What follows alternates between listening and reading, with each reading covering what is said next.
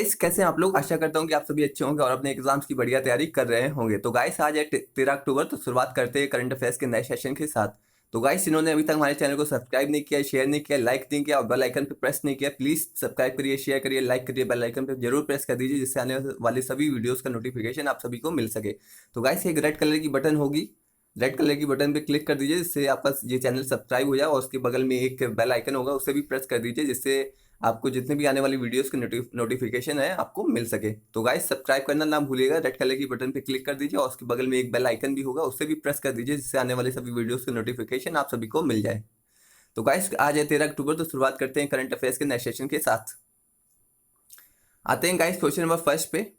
हाल में ही किस भारतीय फुटबॉलर ने पेले के गोल करने के रिकॉर्ड की बराबरी की है? तो गाइस क्वेश्चन नंबर फर्स्ट का आंसर हो जाएगा option first will be correct. तो हाल में ही भारतीय फुटबॉलर सुनील छेत्री ने पेले के गोल करने की रिकॉर्ड की बराबरी की है। तो हाल में ही सुनील छेत्री ने कौन सा गोल किया? 77वां गोल करके पेले के रिकॉर्ड की बराबरी कर ली है। और ये 77वां गोल किस टीम के खिलाफ किया है? तो ये इन्होंने नेपाल ये इन्होंने नेपाल की टीम के खिलाफ रिकॉर्ड बनाया है। नेपाल की टीम कर एक इन्होंने गोल किया है। कहाँ पे किया है? सैफ चैंपियनशिप हाल में ही मालदीव में हो रही है। सैफ चैंपियनशिप कहाँ पे हो रही है? मालदीव में हो रही है। सैफ चैंपियनशिप मालदीव में हो रही, तो वहां पे उन्होंने 77वां गोल करके पेले के रिकॉर्ड की बराबरी कर ली है। पेले एक महान फुटबॉलर थे जिनके रिकॉर्ड की बराबरी सुनील छेत्री ने कर ली है गाइस। तो गाइस क्वेश्चन नंबर फर्स्ट का आंसर हो जाएगा option first will be correct. Sunil Chhetri ने हाल में ही पेले के रिकॉर्ड की बराबरी की है। किसके खिलाफ की है? नेपाल के विरोध की है। और कहाँ पे किया है? सैफ चैंपियनशिप का आयोजन हो रहा है। कहाँ पे हो रहा है? मालदीव में। तो गाइस क्वेश्चन नंबर फर्स्ट का आंसर हो जाएगा option first will be correct answer. Important question है गाइस। तो गाइस क्वेश्चन नंबर सेकंड पे आते हैं। सैफ चैंपियनशिप 2021 का आयोजन कहाँ पे हो रहा है? जैसा हम लोगों ने ऊपर डिस्कस किया कि सैफ चैंपियनशिप 2021 का आयोजन मालदीव में हो रहा है।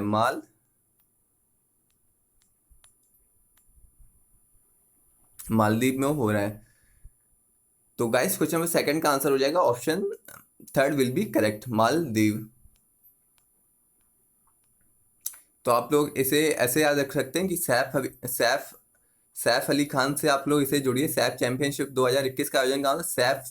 तो इसे आप लोग ये सोचिए कि सैफ अली खान के पास बहुत माल है, पैसा है।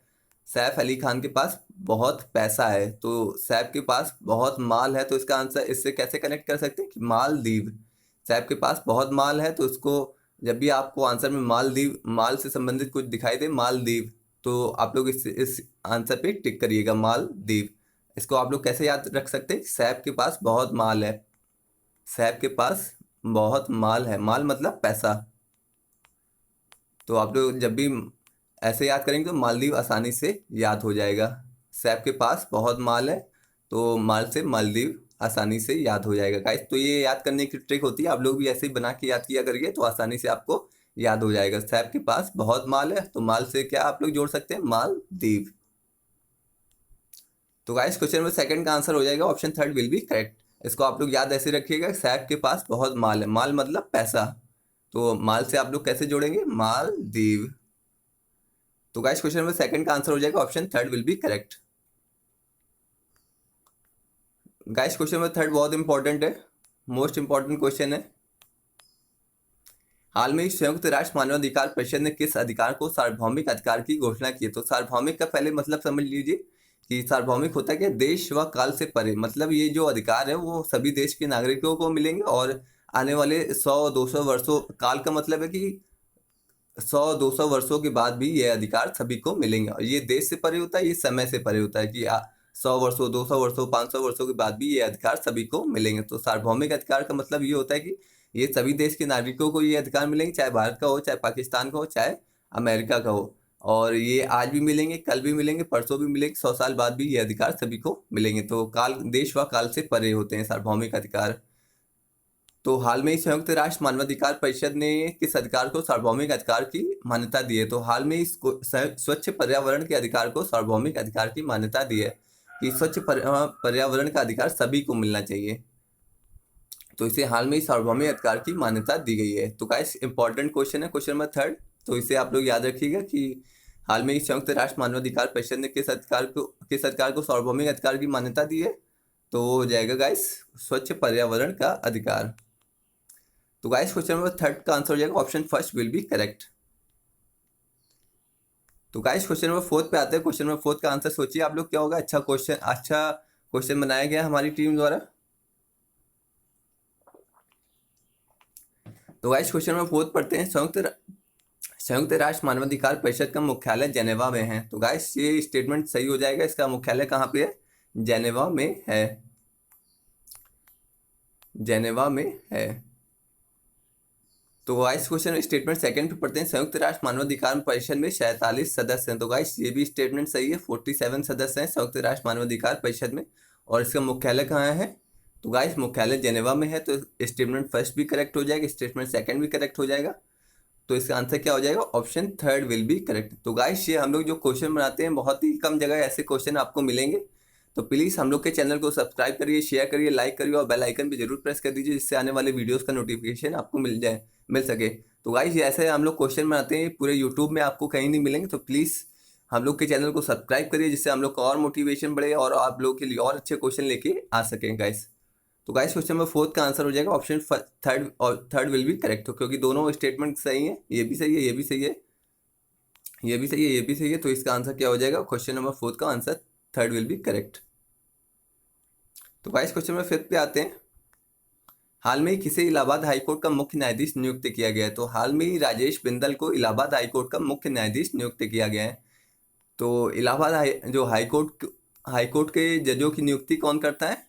राष्ट्रपति हाईकोर्ट के जजों की नियुक्ति करता है। आपसे ये भी पूछा जा सकता है पॉलिटी के संदर्भ में कि हाईकोर्ट के मुख्य न्यायाधीश की नियुक्ति कौन करता है? तो आपको आंसर टिक करना राष्ट्रपति। आपको राज्यपाल भी ऑप्शन में दिया जाएगा। राज्यपाल इसका आंसर नहीं होगा। अगर अभी किसको बनाया गया है इलाहाबाद हाईकोर्ट का मुख्य न्यायाधीश? तो गाइस क्वेश्चन नंबर 5 का आंसर हो जाएगा option first will be correct. और आपसे ये भी क्वेश्चन पूछा जा सकता है कि हाईकोर्ट के जजों की नियुक्ति कौन करता है? हाईकोर्ट के जजों की नियुक्ति कौन करता है? राष्ट्रपति करता है। राष्ट्रपति करते हैं। और सुप्रीम कोर्ट के जजों की नियुक्ति कौन करता है? उसके जजों की भी नियुक्ति राष्ट्रपति करता है। आपको राज्यपाल का ऑप्शन भी दिया जाएगा, राष्ट्रपति का ऑप्शन भी दिया जाएगा। तो हाई कोर्ट और सुप्रीम कोर्ट के जितने भी न्यायाधीशों की नियुक्ति होते हैं उन सभी की न्यायाधीशों की नियुक्ति कौन करता है? राष्ट्रपति करता है। दोनों हाई कोर्ट और सुप्रीम कोर्ट दोनों जो भी न्यायालय है उनके जजों की नियुक्ति कौन करता है? राष्ट्रपति करता है। तो गाइस ये बहुत इंपॉर्टेंट क्वेश्चन है, पॉलिटी के संदर्भ में भी आपसे पूछा जा सकता है। तो गाइस क्वेश्चन नंबर 5 का आंसर हो जाएगा option first will be correct.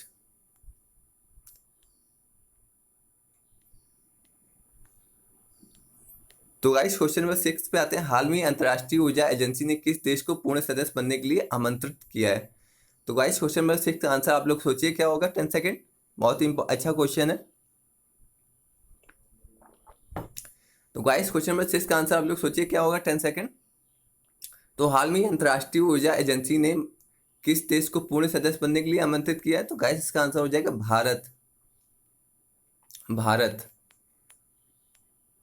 तो हाल में अंतर्राष्ट्रीय ऊर्जा एजेंसी ने भारत को पूर्ण सदस्य बनने के लिए आमंत्रित किया है। तो गाइस अंतर्राष्ट्रीय ऊर्जा एजेंसी है क्या? इसका कार्य क्या होता है कि ये सभी देशों में जितने भी परमाणु कार्यक्रम होते हैं उन सभी परमाणु कार्यक्रमों की निगरानी करता है, कि जिससे कोई भी देश परमाणु जो भी ऊर्जा का गलत प्रयोग ना करे, परमाणु ऊर्जा का परमाणु बम बनाने में प्रयोग ना करे। तो इस जो भी हर देश के जो भी परमाणु कार्यक्रम होते हैं उनकी निगरानी कौन करता है? अंतर्राष्ट्रीय ऊर्जा एजेंसी उन कार्यक्रमों की निगरानी करती है, परमाणु कार्यक्रमों की निगरानी करती है।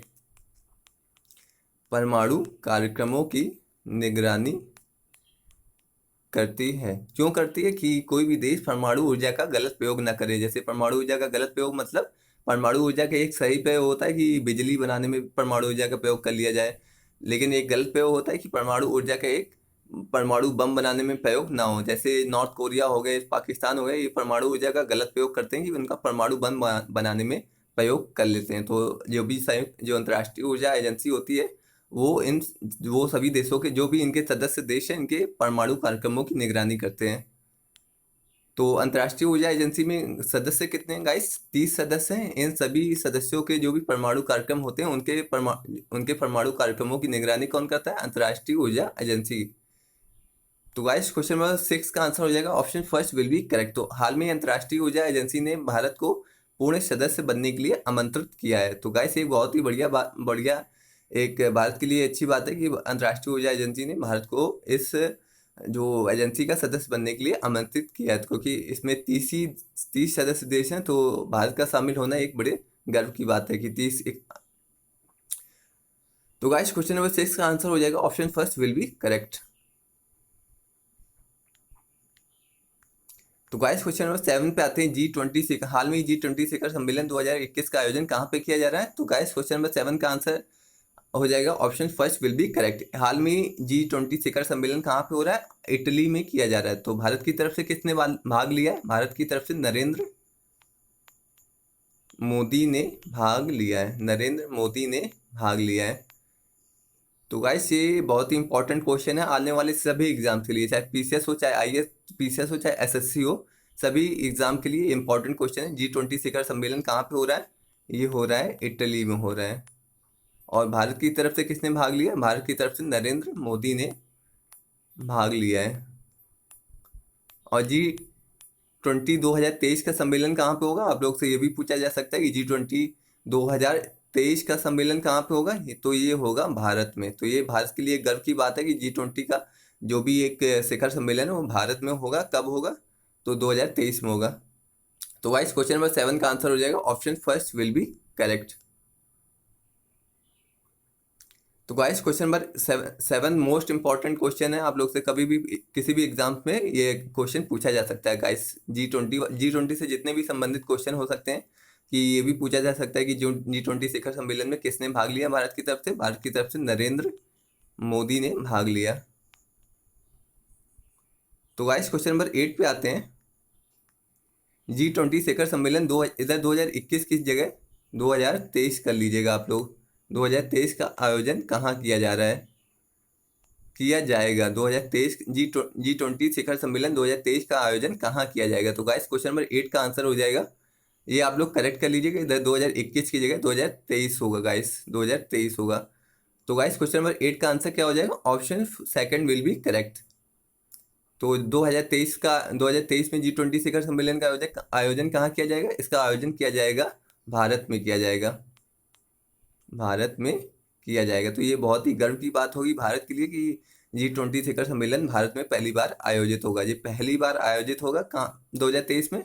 तो कब कब आयोजित होगा? 2023 में। और कहाँ पे आयोजित होगा? भारत में आयोजित होगा। तो गाइस बहुत ही गर्व की बात है भारत के लिए कि भारत पहली बार G20 शिखर सम्मेलन आयोजित करेगा।